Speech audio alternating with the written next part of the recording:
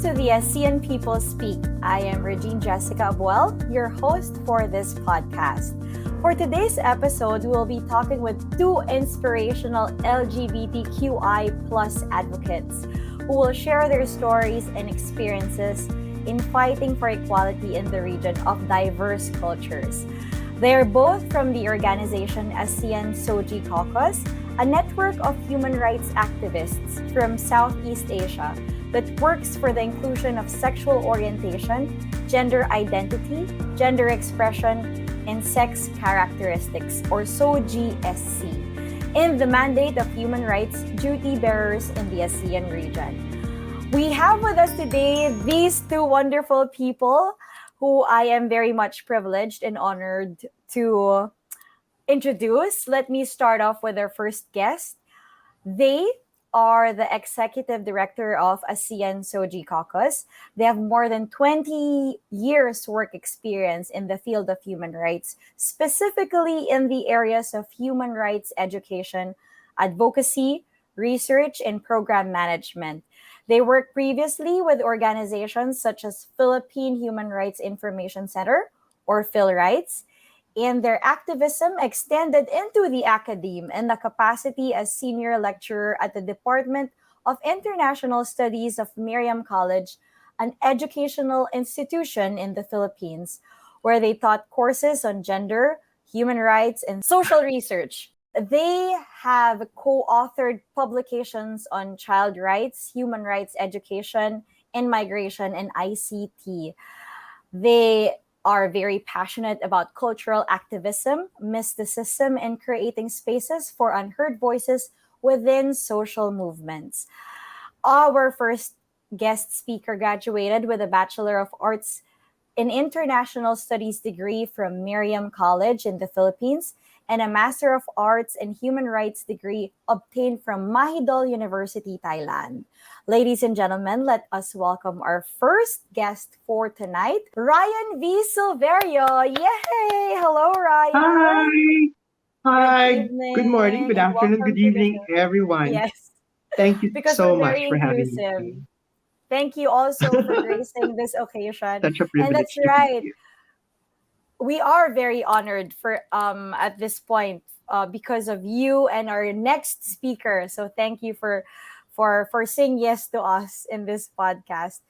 For a second guest, they live to ignite little fires. They manage programs at the ASEAN SOGIE Caucus, where they work with grassroots queer leadership to elevate their position and advance their agenda towards a just, equitable, and inclusive world. Originated as an administrator of the oldest lesbian community in Vietnam, her activism for queer women includes organizing the first global feminist LBQ Women's Conference 2019 in South Africa, as well as co-founding the ASEAN LBQ Women's Network. She also finds home in mothering 8 wonderful rescued cats. Ladies and gentlemen, let us welcome our second guest for tonight, Nguyen Hai Yen, or Yen from Vietnam. Hello! Hello, everybody. Very nice to be with you today. Thank you so much, Yen and Ryan. Let me address you with your first names, Ryan and Yen, if that's okay with you. Absolutely. So, since our topic is about SOGIE, or sexual orientation, gender identity, and expression, well, my first question would be to describe what is it like to advocate for SOGIE equality in the ASEAN region. And if you could probably describe it to a 5-year-old, maybe, how would it be? And how would you go about it? Okay, Reg, one of the most difficult advocacies, to be honest, is LGBTIQ human rights. Because first and foremost, LGBTI persons are being viewed differently in our Mhm. region. And as a result, governments do not want to take our issues seriously. Our region also has a very strong cultural and religious narrative towards LGBTI persons looking at us as products of Western influence, which is of course kind of problematic. At the same time, the discourse around immorality, which is associated with our identities and experience, all of these are so strong, and they creep into policies and legislations, and the practices primarily of government institutions in Southeast Asia. How about you, Yen? How would you describe your advocacy for Soji equality in the ASEAN region so far? I think recently the movement of LGBTIQ people is becoming more intersectional, and we stand in solidarity with other issues in the region. For example, human rights defender, democracy, and with different marginalized community in the ASEAN. Well, actually, I agree with you that somehow it's really a struggle to advocate for Soji rights at this point. Ryan gave a very interesting point a while ago that other than different issues in society, I think Soji is really one of the things that people sometimes find not too important, or they view it as somehow a problem wherein it's not of a priority then. But I want to ask you then, what are the common misconceptions though, or myths about Soji that you would like to debunk at this point? Because you've mentioned a while ago that this is equally as important as any other issue, right? Okay, my first thought coming into my mind is many believe from parents. For example, being LGBTIQ is just a phase that someone will pass in their life. So, for example, many of my friends say that when their parents knew that they are gay or lesbian or transgender, they thought, okay, maybe it's just because of the change of the age or adulthood, and then they will come back to To be be or it's just a phase heterosexual that, yeah. or cisgender. They will get married to a different gender person, having kids. It will pass. So it's kind of a denial from family when it comes to acceptance toward LGBTIQ persons. I see. But have you personally, if I may ask, does this apply to you as well, or in I believe that you are from Vietnam, and are there any misconceptions about LGBTQIA plus people that you would like to address specifically when it comes to how society views you in your country? Yeah, there has been a myth among, especially media or people with academic background or research. They believe that being LGBT can be learned. Like for example, they say if you grow up in a family that, for example, if you were born, like they say, being identified as a boy, and you grow up with a family with a lot of, for example, women, you will become feminine and Feminine, being yes. gay. Or if you were born a daughter and you live with a lot of, for example, brother siblings, then you can become a lesbian. So people try to explain why one person is a gay or lesbian or transgender based on the living, like the context where they came from, or even they say that it is because of a karma. You did something wrong in the previous life, so this life you are Oh, LGBTIQ person.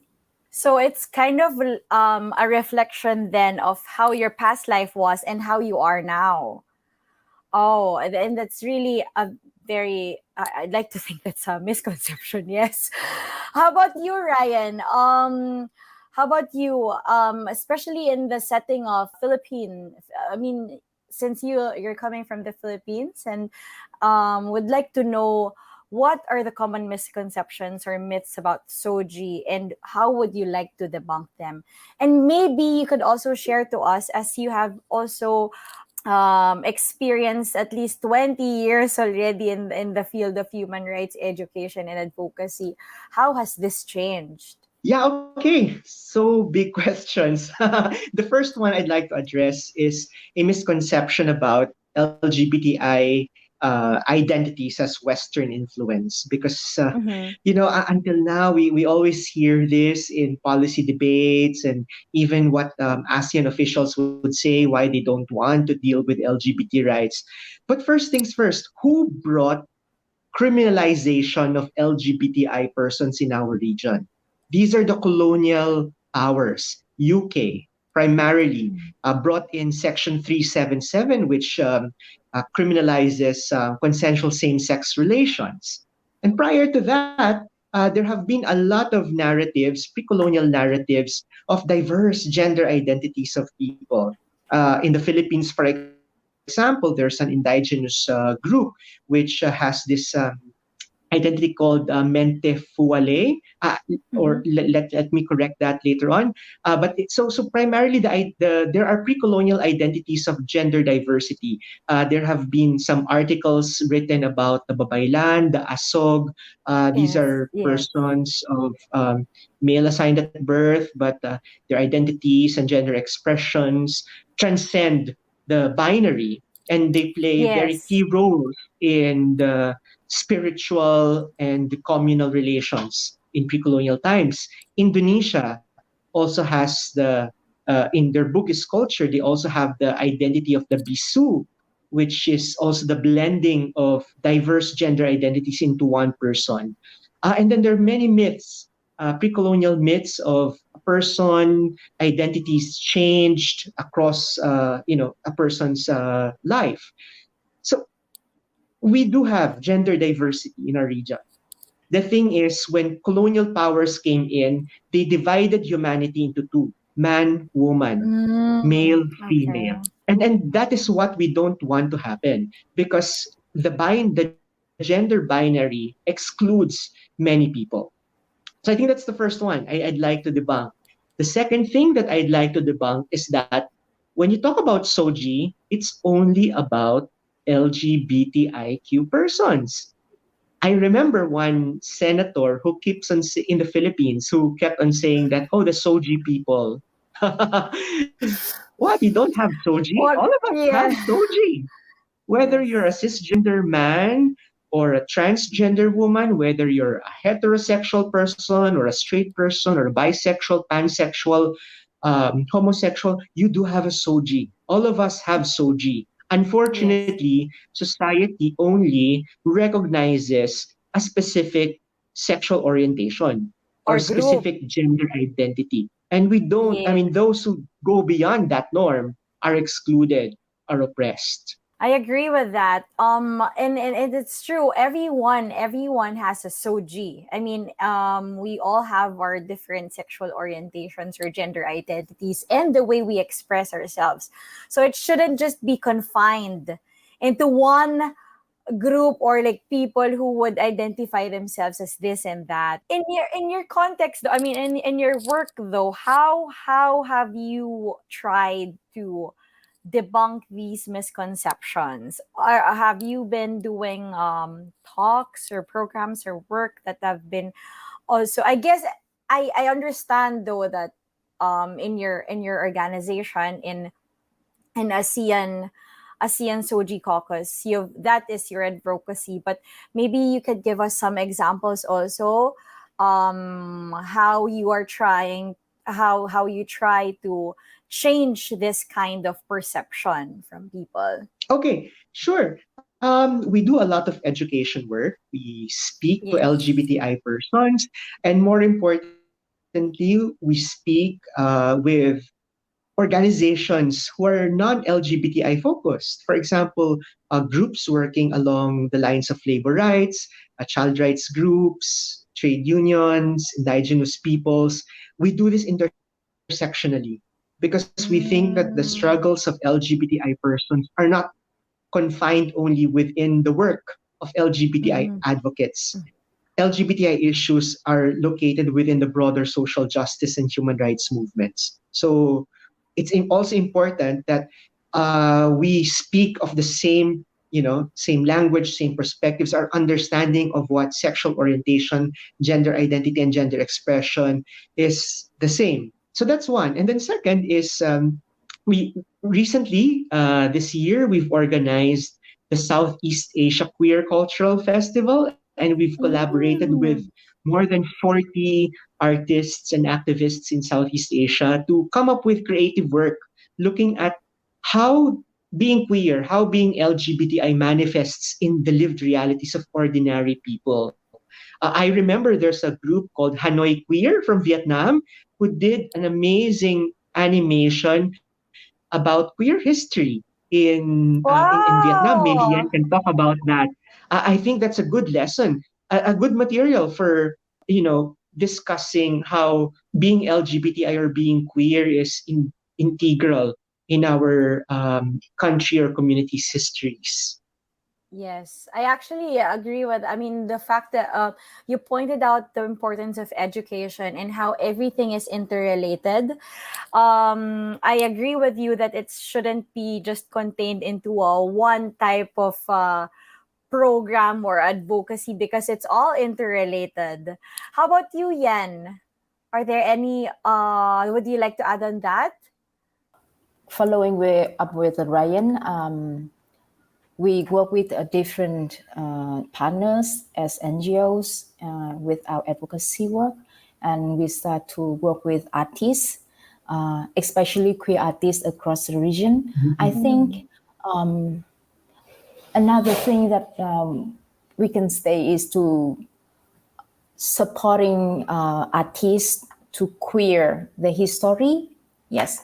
And for example, to tell about SOGIEs, about LGBTQ person, about equality to the next generations, for example, children. We support, for example, some initiative from ISPEC, one organization in the Philippines, to create cartoons like stories that they can read to children to understand about LGBTQ issues, Mm. and they produce and then they brought it to the public in the province and do some live stream Facebook in Pride Month this year, which I think there are many different ways to change the understanding and to create solidarity across the region, especially with like intergenerational Mm. LGBTQ persons. Yeah. Mm-hmm. Yeah, I like that also. I mean, that's a very interesting project that you did. It's from Vietnam, but then it's also being shared in the Philippines. And there's a live. Is it a Facebook live event? Wow! So people in a way are feeling connected, and I mean, I like the fact that it was intergenerational, as you mentioned, Yen. Since you've already mentioned about the region, well, ASEAN is known for its diverse cultures, right? So ASEAN is known for its diverse cultures. But how does that diversity translate into the fulfillment of LGBTQI plus rights? Is it an advantage or is it a disadvantage? And I'd like to know how so, and if ever are LGBTQIAs plus treated differently across the region. What is your opinion about it? And yeah, I guess maybe you could start that off, Yen. I think the understanding and respecting diversity has been something that should be with education from family, from our neighborhoods, from our schools, and people who are living with us. And it's great that Southeast Asia is a very diverse region where a lot of like culture, ethnics, religion, and LGBTIQ communities living there. For me, it's really important to translate what diversity means in our lives. For example, if someone's saying his speech and they say, "Oh, that's the diversity of my thoughts, my opinion," how can you like forbid me from saying what I think? What I'm entitled to think of or speak about. Yes. So to really understand diversity, what it means in our lives and how it elaborates is important. For LGBT person, we don't just look at our community as the alphabet of LGBTQIA plus, etc. But we see there's a community where everyone deserves to be who they are. And it's really interesting to see that in different countries, different areas, people have different way to embrace diversity and LGBTIQ like culture and community. That's nice. That's good that you. I like that you pointed that out. That diversity should translate into action. It shouldn't just be like what we say or what we think about, or it must be put into action by us also. Also being able to respect others the way that they think and being more inclusive of others, especially with their gender orientations and their or gender identity, or their sexual orientations and even their expressions. How about you, Ryan? Yeah, I think diversity is a double-edged sword. Yeah. On one hand, it's good. Mm-hmm. It's good because Yeah, it's a yeah. concept to pluralize society, right? To look at different cultures, histories, religions, sexual orientation, gender identities, etc. On the one hand, diversity can also be used to to justify, or the maintenance of diversity can also be used to justify why certain problematic identities or sensitive identities need to be silenced for the sake of having a diverse region. And unfortunately, whenever governments use the term diversity, certain groups are sacrificed, including LGBTI persons. Because we need to recognize the views of certain so and so conservative groups or so and so political blocks here and there. Now, I think that's why every time we use the term diversity, it also has to be coupled with the concept of justice, right? Like we maintain I diversity like so that. that the Yeah. spaces, yeah, and the voices and the existence of marginalized and silenced people are given attention. They're given recognition. They're given a space every time political matters are being deliberated. It's nice that you pointed that out because it's true. I mean, that's why we're talking about LGBTQI plus rights here as also human rights, because it's a human right. I mean, we're not just talking about advocating for their rights, but at the end of the day, it's also justice. I mean, justice Mhm. or what every person deserves in this world, and the fact that you're able to express yourself proper, I mean, the way that you would want to be, that the way that you would want to express yourself, or the way society would want to see you, that's what we're supposed to advocate for. And it's not just supposed to be confined and just thinking of it as very limiting. In your work as an advocate, Ryan, were there experiences that which you had in the past wherein you had to break through the glass ceiling of doing this? Oh my goodness. In our region, in dealing with ASEAN, we have to do this Yes. all the time. I mean, Mm-hmm. do LGBTI activists get invitations every time, ASEAN officials will have dialogue with civil society? It always takes allies to get into the table. Allies.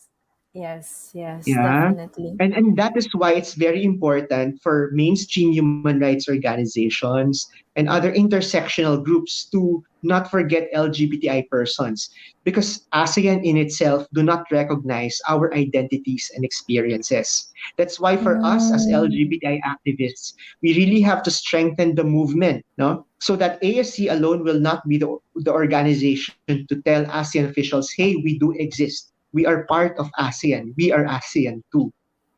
But many Yes. people will be speaking side by side with us.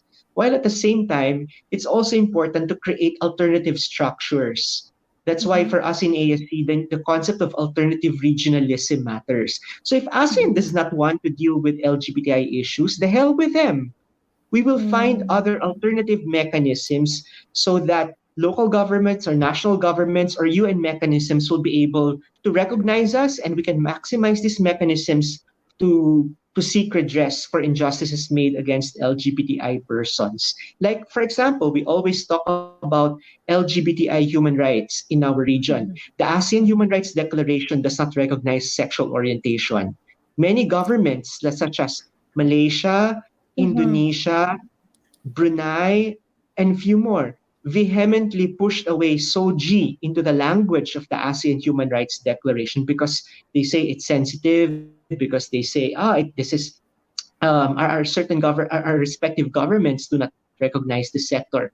But then again, the UN itself is it has gained so much traction to the extent that Human Rights Council passed many resolutions Mm-hmm. recognizing the rights of LGBTI persons and a right to be protected from violence and discrimination, and to the extent even of creating a special procedures mandate, which is the UN Mm-hmm. independent expert on SOGI, to really look into this matter and provide space for LGBTI persons to tell their stories and have these stories presented into a wider governance body.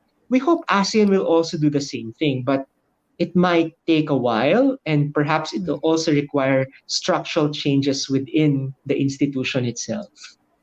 I've noted that you've talked about ASEAN in general now, that and there's a very it in a way it's still a struggle at this point, and it might take some years for Soji to be recognized. But I am actually very proud of the two of you for trying to at least make the change now, because later on we never know what this change will translate to, but it's always good to start now. And relating this to what Yen a while ago said, that Soji is intergenerational. It's not supposed to be confined in one generation to another. Maybe the things that we are doing now, the things that you are doing now, or they are doing now, are the seeds for the future, so that other LGBTQI plus and in general people as a whole would be able to accept this kind of diversity and take it on a positive light. It's good also that you pointed out, Ryan, a while ago, that diversity could be a positive or a negative thing or a double edged sword, but it could always, or we could always use it to our advantage. And the fact that you've been doing a lot of programs and influences, not just within the organization, but even outside, getting support also from different international organizations, is really a big thing for us to educate people and to let them know that SOGI is not just supposed to be confined to LGBTQI, but it's supposed to be a human right. And it's supposed to be for everybody. Okay, so, wow, I mean, I'm learning a lot from this episode. Huh? Let me move on then to my next question. What do you think, or how can ASEAN people then help the campaign for LGBTQI plus rights? And since we're talking about trying to change this kind of perspective, how can we be better allies then? So to understand that LGBTIQ person is a part of ASEAN, and like we were born here in this region. We are like people who you were growing with, people who are your relatives, someone you know. So it will help a lot in accepting the, for example, the diversity of SOGIEs among people we know. And for ASEAN people in general, I think it's not only LGBTIQ persons, but also with different groups. For example, people with disabilities, women, like Women migrant and workers. children, Yes, yes. let's try to build the solidarity across the groups. And then I think it's a very long way to do that, because looking at how we were raised, how we were educated when we were young, very, very young, and have to unlearn what we know about ourselves is something not easy, and it takes time. But keeping in mind that we are a region of diversity, and we have a very rich culture. We have loving people, very kind people. Yes, I'd like to So, believe that too, yes. so that's the foundation where we can seek for understanding and equality for everyone, including LGBTQ persons. Wow, that's wonderful. Thank you, Yen. I think that gives us a lot of hope also, for especially for those who are advocating for SOGI rights. That the foundation anyway of SOGI is also love and understanding. I mean, love, understanding, kindness to people, and which each person deserves. And it's a basic human right for each and every person, no matter what your sexual orientation or gender identity is, or no matter how you express yourself, right? How about you, Ryan? Yeah. I've been reading for the past few months some texts about the plan of ASEAN to come up with a declaration or a Mm-hmm. statement on the so-called quote and unquote ASEAN identity. It's good because to some extent it can foster closer relations amongst Southeast Asians. I mean, just like in the EU, right? I mean, it's Yes, easier. yes. I've noticed amongst some friends from the EU that, oh, I'm an EU citizen, etc. I think we also have to mainstream that in Southeast Asia. We are ASEAN people. We've got shared history of colonization. We have shared history of struggles towards economic and social development, of struggles towards democratization, etc. But the problem is that if the concept of ASEAN identity or the formulation of ASEAN identity is left towards the governments alone, it might Mm. exclude many people, including us, LGBTI. I mean, the fact that we are not part of formal ASEAN institutional processes, the fact that some governments even do not recognize, say, certain groups.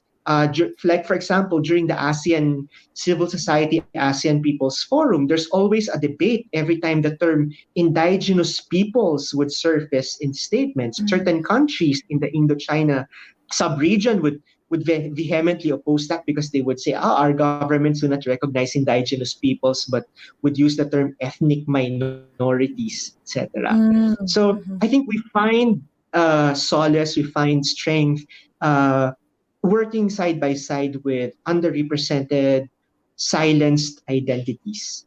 And I think that's one good way to challenge that. Who are those in the table? Who are those being silenced? How can we work together to make sure that in crafting that ASEAN identity itself, it is inclusive and that we are part of that in the process and in the outcome of that.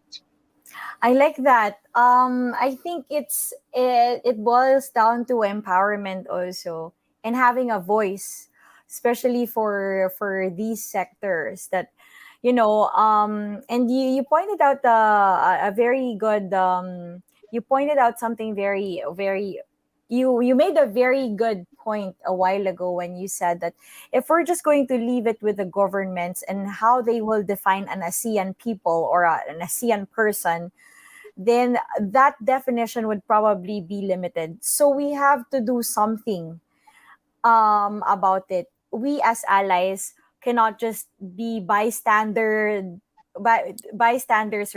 or people who would just accept it as it is. We have to create some noise. We have to have a voice too, especially for those who are silenced or who feel like they're not being heard of.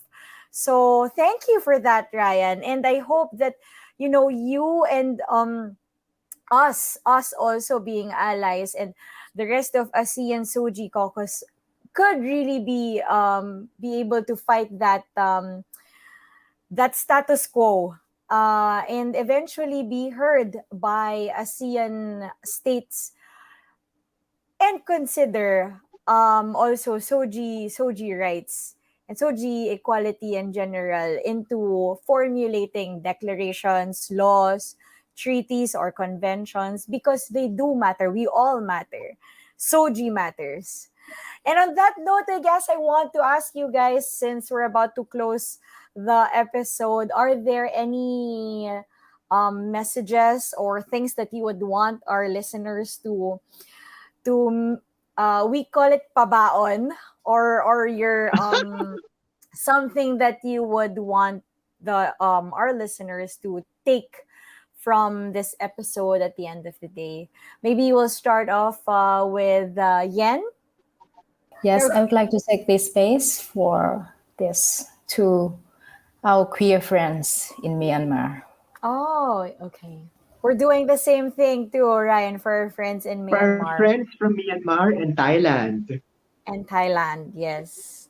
So we are with you. We are with you guys. How about you, Ryan? Firstly, I have so much respect for at the working group for the ASEAN Human Rights Mechanism. The group has really, for decades, really pushed to have the current human rights mechanisms that we have now in ASEAN. Of course, so much work has to be done. And we can see many civil society groups in the region who continuously engage with this mechanism. But I think it is time for us to really push ASEAN to go beyond its comfort zone. We are always told every time we have meetings or conversations with some ASEAN human rights officials, oh, you have to frame LGBTI within the comfort zone of the ASEAN officials. So we have to tweak it into business, we have to tweak it into economy, blah, blah, blah. But as duty bearers, ASEAN, as duty bearers, they have the responsibility and the power to get out of their comfort zone because it is their mandate to work with marginalized peoples. So perhaps for us civil society organizations, whether LGBTI focused or mainstream human rights focused, we really have to push ASEAN to go beyond their comfort zone to deal with the critical issues that they have excluded for the longest time. So in that way, they can claim that, we have taken steps to really make this region as inclusive as much as possible.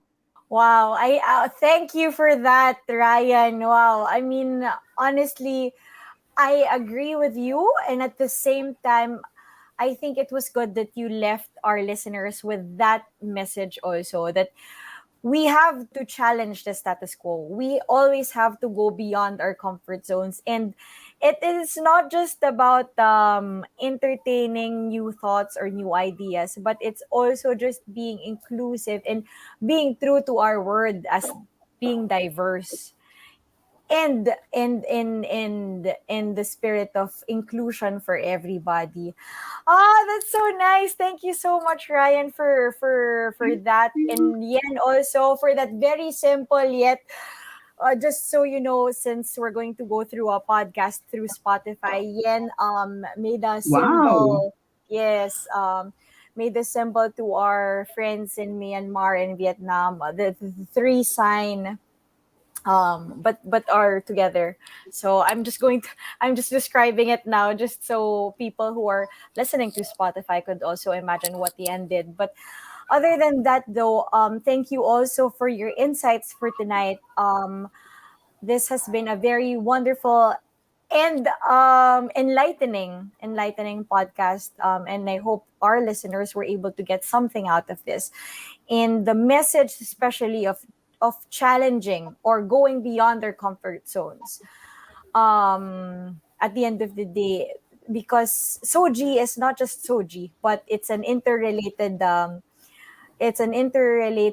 advocacy, and it's related to labor, to business, to economics, to children, to women, and to everybody. And it affects all of us. It affects all of us. And on that note, I guess that's all for today for this episode of ASEAN People Speak. Thank you all for listening, and thank you, Ryan and Yen, for joining me today. I'd like to ask you now, would you like to promote your social media accounts or website or organization or any upcoming projects that you would like us to know? Ryan?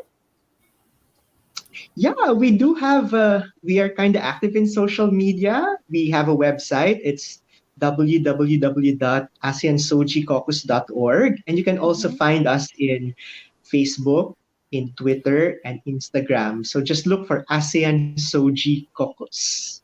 Right. Okay. I'll look for that Yeah. after. Thank you for that. How about you, Yen? I'm good. Thank you so much. All right. So I'd like to remind everyone. So Soji Caucus, you have an Instagram and a Facebook, and you also have your own website. Well, join us again next week, guys. Make sure you also subscribe to this podcast on Spotify so you can never miss an episode. Also, you can subscribe to the working group's Facebook, Instagram, and YouTube channel at which is at WG ASEAN HR MEC. And you can also visit our website, ASEANHRMEC.org. Again, this has been ASEAN People Speak, and this is Regine Jessica Abuel, your host for this podcast. Thank you all, and good night.